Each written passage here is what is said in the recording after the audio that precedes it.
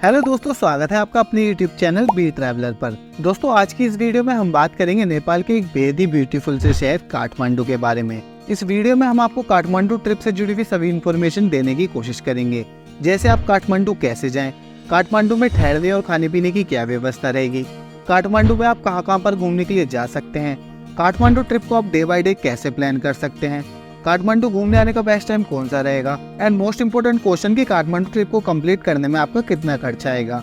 साथ ही साथ दोस्तों, हम आपको ये भी बताएंगे कि काठमांडू जाने के लिए आपको वीजा लेने की जरूरत पड़ेगी या नहीं, एंड नेपाल में आपको कौन कौन से डॉक्यूमेंट साथ में रखने होंगे और नेपाल में कौन से नेटवर्क चलते हैं। दोस्तों, इस वीडियो में हम आपको काठमांडू ट्रिप से जुड़ी हुई सारी information step by step details में देने की कोशिश करेंगे, जिससे कि आपकी ट्रिप और भी इजी बन सके। इसलिए वीडियो को बिना स्किप किए एंड तक देखिएगा। चलिए दोस्तों, देर न करते हुए शुरू करते हैं।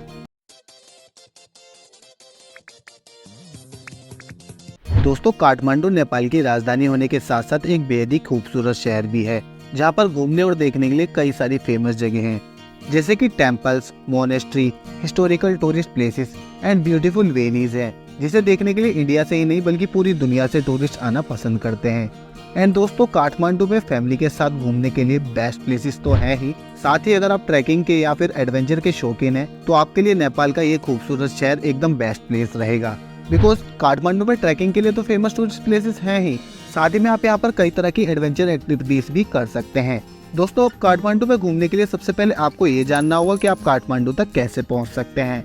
दोस्तों, आप काठमांडू तक बस, ट्रेन या फ्लाइट के थ्रू पहुँच सकते हैं। अगर आप बस के थ्रू काठमांडू तक पहुंचना चाहते हैं तो दोस्तों, दिल्ली से काठमांडू के लिए डायरेक्ट बसेस चलती हैं, जिनके थ्रू आप काठमांडू तक पहुंच सकते हैं। दिल्ली से काठमांडू की दूरी लगभग 1140 किलोमीटर की है। एंड दोस्तों, इस बस के थ्रू काठमांडू पहुंचने में आपको 28 से 30 घंटे का समय लग सकता है। एंड इसकी टिकट लगभग 3000 से 3200 रुपए तक की रहती है पर पर्सन के हिसाब से। लेकिन दोस्तों, अगर आप इतना लंबा सफर तय कर सकते हैं तो ही आप बस का ऑप्शन चूज कर सकते हैं, या फिर आप गोरखपुर से भी बस के थ्रू जा सकते हैं। लेकिन गोरखपुर से काठमांडू तक जाने के लिए डायरेक्ट बसेस के ऑप्शन थोड़े कम मिलते हैं। एंड इसकी टिकट लगभग 2500 रुपए पर पर्सन के हिसाब से रहती है। एंड दोस्तों, अगर आप ट्रेन के थ्रू काठमांडू तक जाना चाहते हैं तो आप उत्तर प्रदेश के गोरखपुर तक या फिर बिहार के रक्सौल रेलवे स्टेशन तक बाय ट्रेन पहुँच सकते हैं। ये दो बेस्ट ऑप्शन है, इसलिए आपके शहर से इनमें से जो भी रेलवे स्टेशन पास पड़े आप वहाँ पर ट्रेन के थ्रू पहुँच सकते हैं। दोस्तों, फर्स्ट ऑप्शन है, अगर आप उत्तर प्रदेश की साइड से जाना चाहते हैं तो आप गोरखपुर रेलवे स्टेशन तक पहुंच जाइए। यहाँ के लिए आपको भारत के कई बड़े शहरों से डायरेक्ट ट्रेन की सुविधा मिल जाती है। दोस्तों, गोरखपुर रेलवे स्टेशन पहुंचने के बाद आपको गोरखपुर रेलवे स्टेशन के बाहर से ही काठमांडू तक के लिए डायरेक्ट बस की सुविधा मिल जाती है। लेकिन डायरेक्ट काठमांडू के लिए कम बसेस चलती है, जैसे कि मैंने आपको पहले बताया। या फिर आप दोस्तों गोरखपुर रेलवे स्टेशन से सनोली बॉर्डर तक के लिए जा सकते हैं, जहाँ के लिए आपको बसेस, टैक्सी या फिर शेयरिंग टैक्सी मिल जाती है। बस का किराया 150 रुपए पर पर्सन का रहता है एंड शेयरिंग टैक्सी का 300 रुपए पर पर्सन का। गोरखपुर से सनौली की दूरी लगभग 95 किलोमीटर की है एंड इसे आप 2.5 से 3 घंटे में कवर कर लेंगे। दोस्तों, अब आप सनौली पहुंचकर आपको बॉर्डर पार करना होगा और वहां पर आप करेंसी भी चेंज कर सकते हैं बॉर्डर पार करके ही, या फिर आप बॉर्डर के आसपास में आपको कई सारी शॉप्स देखने को मिल जाएंगी। दोस्तों, अब आप बॉर्डर पार करेंगे तो आप बॉर्डर पार करके नेपाल के बहरवा में एंटर हो जाएंगे एंड यहीं से आपको काठमांडू के लिए buses, taxi and sharing taxi मिल जाएगी। बहरवा से काठमांडू की दूरी लगभग 265 किलोमीटर की है। दोस्तों, आपको बहरवा से काठमांडू तक बस के थ्रू पहुंचने में 9 से 10 घंटे का समय लगता है। एंड किराया एसी बसेस का 2500 रुपए पर पर्सन का रहता है एंड नॉन एसी बसेस का 1100 रुपए पर पर्सन का। एंड अगर आप टैक्सी के थ्रू जाना चाहते हैं तो आपका किराया 7000 रुपए से लेकर 8000 रुपए तक का रहेगा। चलिए दोस्तों, अब बात कर देते हैं दूसरे ऑप्शन की। अगर आप बिहार की तरफ से आना चाहते हैं तो आप बिहार के रक्सौल रेलवे स्टेशन तक ट्रेन के थ्रू पहुँच सकते हैं। जब आप रक्सौल रेलवे स्टेशन तक पहुंच जाएंगे तो आपको रक्सौल रेलवे स्टेशन के बाहर से ही रक्सौल बॉर्डर के लिए ऑटो एंड रिक्शा मिल जाते हैं। रक्सौल बॉर्डर पार करके आप नेपाल के वीरगंज में एंटर हो जाएंगे। वीरगंज से ही आपको सबसे पहले करेंसी चेंज करनी होगी। वहीं पर आपको काफी सारी शॉप्स देखने को मिल जाएगी जहाँ से आप करेंसी चेंज कर सकते हैं। करेंसी के प्राइस मैं आपको पहले ही बता चुका हूँ। एंड दोस्तों, वीरगंज से ही आपको काठमांडू तक के लिए बसेस एंड टैक्सी मिल जाएंगी। वीरगंज से काठमांडू की दूरी 135 किलोमीटर की है और इस दूरी को आप बस से 4 से 5 घंटे में पूरी कर लेंगे। एंड बसेस की टिकट की बात करें तो 700 रुपए से लेकर 800 रुपए तक पर पर्सन की टिकट रहती है। टैक्सी बुक करके जाते हैं तो आपको 4 से 5000 रुपए तक में टैक्सी बुक हो जाएगी। मैंने आपको ये दोनों ऑप्शन बता दिए हैं, आप अपनी सुविधा के हिसाब से बेस्ट ऑप्शन चूज कर सकते हैं। एंड दोस्तों, अगर आप फ्लाइट के थ्रू काठमांडू तक पहुंचना चाहते हैं तो आपको दिल्ली एंड मुंबई से काठमांडू के लिए डायरेक्ट फ्लाइट की कनेक्टिविटी मिल जाएगी। एंड दोस्तों अगर आप यहाँ पर अपनी कार से आना चाहते हैं या फिर आप बाइक से आना चाहते हैं, सोलो ट्रैवलर है, तो आप इजीली यहाँ पर आ सकते हैं, लेकिन आपको इसके लिए एक परमिट लेना होगा।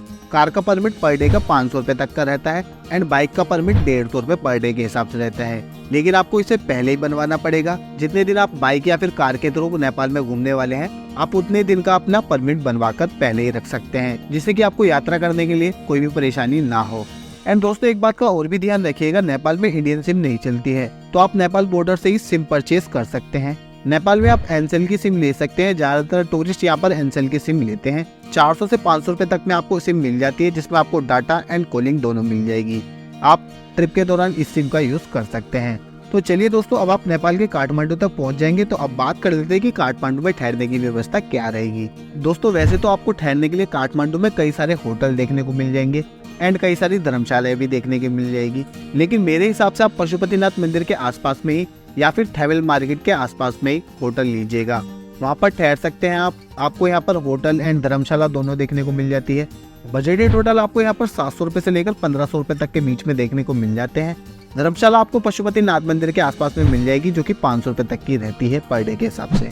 अगर आप मंदिर के आसपास में ठहरे हैं, तो आपको मंदिर के आसपास में ठहरने का ये फायदा होगा कि आप काठमांडू में इजीली हर जगह पर घूमने के लिए आराम से जा सकते हैं, और आपको काठमांडू में घूमने के लिए डे बाय डे यहीं से कार भी मिल जाती है साइट सीइंग के लिए, जो कि आपको सभी टूरिस्ट प्लेसेस पर घुमा देती है। एंड दोस्तों अगर बात करें कि काठमांडू में खाने पीने की क्या व्यवस्था रहेगी, तो आपको काठमांडू में खाने पीने के लिए कोई भी समस्या नहीं होने वाली है। आपको यहाँ पर होटल रेस्टोरेंट देखने को मिल जाते हैं। अगर आपके होटल में ही खाने पीने की व्यवस्था है, तो आप आराम से यहाँ पर कर सकते हैं, या फिर आपको यहीं पर रेस्टोरेंट देखने को मिल जाएंगे, जहाँ पर आप नॉन वेज एंड वेज दोनों तरह का खाना खा सकते हैं। दोस्तों इस बात का ध्यान रखिएगा कि आपको नेपाल में खाने पीने के लिए वेज खाना थोड़ी कम जगहों पर देखने को मिलता है, नॉन वेज खाना ज्यादातर जगहों पर आपको देखने को मिलेगा। तो चलिए दोस्तों, अब खाने पीने की व्यवस्था की भी बात हो गई है, तो अब बात कर लेते हैं कि आप डे बाय डे कैसे और कहाँ पर घूमने के लिए जा सकते हैं काठमांडू में। दोस्तों आप डे 1 में सबसे पहले पशुपतिनाथ मंदिर के लिए जा सकते हैं। आपकी यात्रा की शुरुआत इस मंदिर से होती है, तो इससे बढ़िया क्या ही रहने वाला है। अगर आप एक हिंदू श्रद्धालु हैं, तो आपको यहाँ पर जरूर जाना चाहिए। ये काफी फेमस मंदिर है, जहाँ पर हर साल इंडिया से लाखों भक्त दर्शन के लिए आते हैं। ये मंदिर सुबह 4 बजे से दोपहर 12 बजे तक और शाम 5 बजे से रात 9 बजे तक खुला रहता है। इस मंदिर के कपाट दोपहर को बंद रहते हैं, और अगर आप यहाँ पर दर्शन करने के लिए आते हैं, तो आपको 1 से 1.5 घंटे का समय आराम से लेना चाहिए। आप 1 से 1.5 घंटे में अच्छे से यहाँ पर दर्शन कर सकते हैं। एंड अगर आप पशुपतिनाथ मंदिर के बारे में और भी डिटेल में जानना चाहते हैं, तो आपको पशुपतिनाथ मंदिर की संपूर्ण जानकारी की वीडियो की लिंक नीचे डिस्क्रिप्शन में मिल जाएगी। आप उस लिंक पर क्लिक करके वीडियो को देख सकते हैं। दोस्तों आप पशुपतिनाथ मंदिर में अच्छे से दर्शन करने के बाद दरबार स्क्वायर के लिए जा सकते हैं। दरबार स्क्वायर काठमांडू का एक फेमस टूरिस्ट स्पॉट है, जहाँ पर आपको हिंदू एंड बौद्ध मंदिर देखने को मिलते हैं। कहते हैं कि पुराने जमाने में राजाओं का सेलिब्रेशन एंड त्योहार यहीं पर बना करता था। यहाँ पर आपको कैफेज भी देखने को मिल जाते हैं, और दोस्तों यहीं पर आपको हनुमान डोका नाम से हनुमान जी का मंदिर भी देखने को मिलता है, जहाँ पर आप हनुमान जी के दर्शन करने के लिए जा सकते हैं। दरबार स्क्वायर की एंट्री टिकट इंडियंस के लिए 150 रुपए नेपाली रुपए रहती है एंड टाइमिंग सुबह 9 बजे से शाम 6 बजे तक की रहती है। दोस्तों उसके बाद आप स्वयंभू स्तूपा के लिए जा सकते हैं। इस जगह को स्वयंभूनाथ मंदिर एंड मोंग टेम्पल के नाम से भी जाना जाता है। ये जगह बौद्ध धर्म के लोगों के लिए बहुत ही स्पेशल मानी जाती है एंड ये काठमांडू की काफी फेमस जगह मानी जाती है। जो भी टूरिस्ट नेपाल आता है वो यहाँ पर जरूर आता है। आपको लगभग 365 सीढ़ियाँ चढ़कर मंदिर तक जाना होता है, जहाँ से आपको काठमांडू का एक अमेजिंग नजारा भी देखने को मिलेगा। दोस्तों एक रास्ता पीछे की साइड से भी है, जहाँ से आपको लगभग 50 सीढ़ियाँ चढ़कर जाना होता है। इसकी एंट्री टिकट इंडियंस के लिए 50 नेपाली रुपए रहती है एंड ये हमेशा ओपन रहता है। उसके बाद आप बुद्धनाथ स्तूपा के लिए जा सकते हैं। बुद्धनाथ स्तूपा एक यूनाइटेड वर्ल्ड हेरिटेज साइट है, जो कि नेपाल की काफी फेमस टूरिस्ट अट्रैक्शन है। यहाँ पर हर साल लाखों की तादाद में टूरिस्ट आते हैं। ये पूरे दिन ओपन रहता है एंड एंट्री टिकट इंडियंस के लिए 100 रुपए नेपाली रुपीज रहती है। दोस्तों यहाँ पर आप अच्छे से घूम सकते हैं एंड यहीं पर आपका डे 1 भी समाप्त हो जाएगा। उसके बाद आप नेक्स्ट डे यानी कि डे 2 में आप सबसे पहले भक्तापुर के लिए जा सकते हैं। ये काठमांडू से लगभग 13 किलोमीटर की दूरी पर है, जो कि नेपाल का एक बेस्ट टूरिस्ट प्लेस है। यहाँ पर पहले से जिसमें 55 खिड़कियाँ हैं। भक्तापुर में वैसे तो बहुत कुछ है देखने को, जैसे कि यहाँ पर यहाँ का मंदिर, यहाँ की इतिहास, यहाँ की इमारतें आप यहाँ पर अच्छे से एंजॉय कर सकते हैं। इसकी एंट्री टिकट इंडियंस के लिए 500 नेपाली रुपए रहती है। टाइमिंग की बात करें इसकी, तो ये सुबह 9 बजे से शाम 6 बजे तक ओपन रहता है। उसके बाद आप नेशनल म्यूजियम ऑफ नेपाल के लिए भी जा सकते हैं। दोस्तों अगर आप हिस्ट्री प्रेमी हैं और आप नेपाल की हिस्ट्री को जानना चाहते हैं, तो आपको यहाँ पर जरूर जाना चाहिए। कहते हैं कि ये 100 साल से भी पुरानी मानी जाती है एंड अंदर भी काफी सारे ओल्ड चीजें देखने को आपको मिलेंगी। म्यूजियम के अंदर आपको Buddhist art gallery and historical museum building भी देखने को मिलती है, जिसकी एंट्री टिकट इंडियंस के लिए 50 नेपाली रुपीस रहती है एंड टाइमिंग सुबह 10:30 बजे से शाम 4:30 बजे तक रहती है। दोस्तों उसके बाद आप व्हाइट मोनेस्ट्री के लिए जा सकते हैं, जो कि काठमांडू की सबसे पीसफुल जगह मानी जाती है।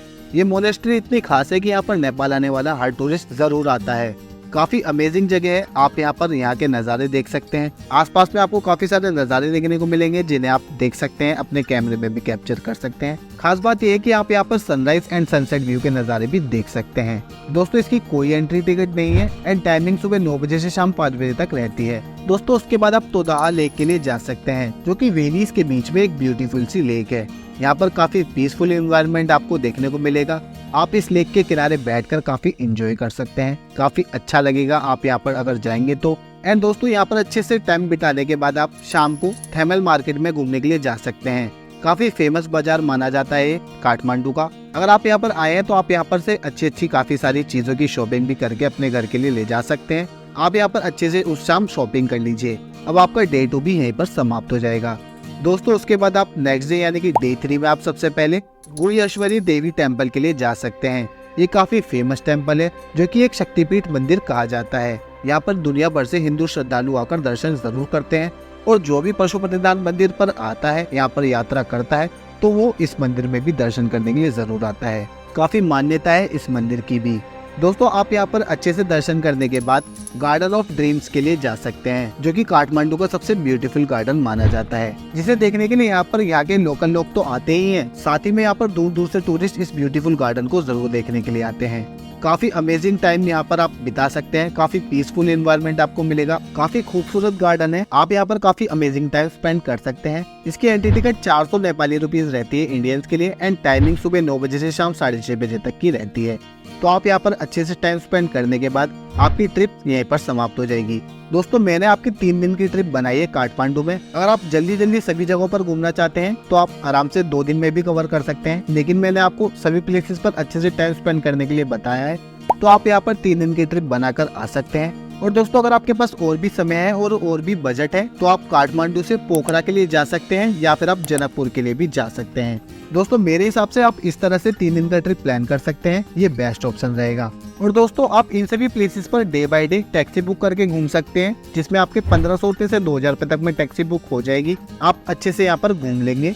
2 से 4 प्लेसेस को आप एक दिन में कवर करें, आप अच्छे से एंजॉय करें हर प्लेस को, तो आपको काफी अच्छा लगेगा काठमांडू आकर। दोस्तों अगर बात करें कि काठमांडू घूमने आने का बेस्ट टाइम कौन सा रहेगा, तो दोस्तों आप अक्टूबर से लेकर अप्रैल के बीच में यहाँ पर आ सकते हैं। काफी अच्छे नज़ारे आपको यहाँ पर देखने को मिलेंगे और मौसम भी काफी अच्छा रहता है काठमांडू का।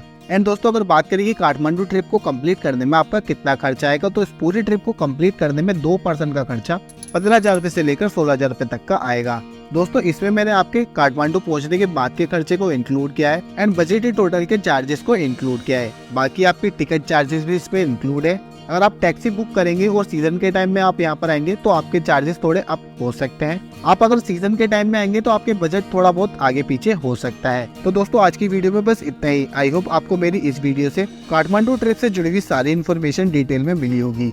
अगर फिर भी कोई क्वेश्चन मुझसे छूट गया है तो आप हमें कमेंट करके पूछ सकते हैं या फिर आप हमें फेसबुक या इंस्टाग्राम पर मैसेज करके भी पूछ सकते हैं।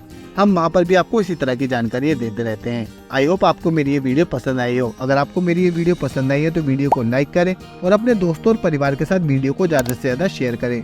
एंड ऐसे ही और वीडियोस को देखने के लिए चैनल को सब्सक्राइब करें और बेल आइकन को प्रेस करना ना भूलें, ताकि आने वाली इसी तरह की और भी वीडियोस को आप सबसे पहले देख सकें। दोस्तों 1000 लाइक इस वीडियो का टारगेट रखते हैं। अगर आप 1000 लाइक इस वीडियो पे करा देते हैं तो मैं आपको कंप्लीट नेपाल ट्रिप की इन्फॉर्मेशन डिटेल में शेयर करूंगा। Thank you so much. जय हिंद।